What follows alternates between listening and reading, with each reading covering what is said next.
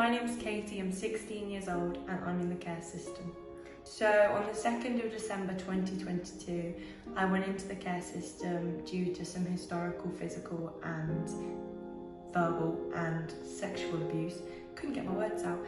And it had been really difficult because I felt like I wasn't believed. Like, so many people went to social services saying, you need to do something, you need to do something. And they literally will wait until you are like black and blue and won't do anything. If you find the right social worker, you will be fine. Mine's absolutely incredible. I don't have contact with my parents anymore, but that's okay. It's not the biggest deal. I don't have contact with anybody from my family. Some backed off because of the situation and others are not allowed to contact me. Family doesn't always mean blood, and that you can build a home. A home doesn't have to be four walls, it can be the people you're with. And purposely putting yourself in toxic environments, it doesn't work. It's no help to yourself. So I've been in 5 placements since I entered care in December. I've been in 2 kinship placements, 2 foster placements and a semi-independent residency that I'm now in right now. The end of August to now has been like the best month of my life pretty much, because I have met my literal twin. I remember my staff member telling me that there was a girl coming, because they don't tell you much when someone else moves in, and they were like, guess when her birthday is? And I went, don't know, there's 365 days. And they went, the 22nd of November, mine's the 23rd, and we are pretty much the same person, just look completely opposites.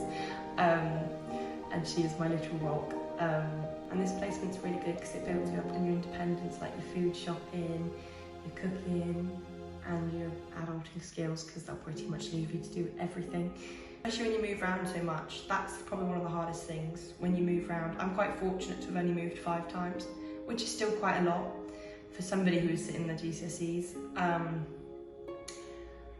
And I think having that level of uncertainty was quite difficult. When you move around a lot, it's like getting to know your new environments. I remember when I first came here, I was so scared to get a glass of water that I literally went to the bathroom. I ran to the bathroom from my bedroom, filled up my bottle in the bathroom and ran back. As nice as people think, but we do get to do some things that other kids don't, and we have other opportunities that some kids don't. Being in care can be difficult because I feel like people don't get it. If you've not been through it, you don't understand as much. I would have gone into care, I would never have started boxing.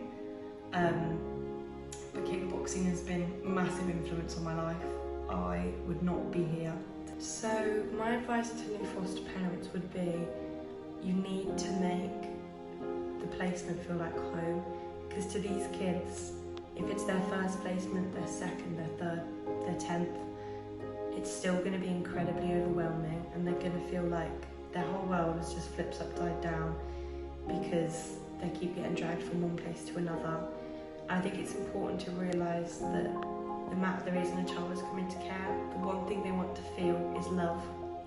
Feeling loved is a hard thing to feel when you've gone through something like me. And I think first time I genuinely felt loved in my entire 16 years on this planet was my first foster carers, because they generally made me feel like I was human. I was never really treated like I was human. And I think that not excluding a child from the family is a big part of it. Like when you do family things, take the child along, don't introduce them as a placement, introduce them as their name, because we are human. It was their first ever foster placement. Well, I was their first ever foster placement because they got into fostering because of me. That sounds really like, but it was one of my best friend's parents, and they said, yeah.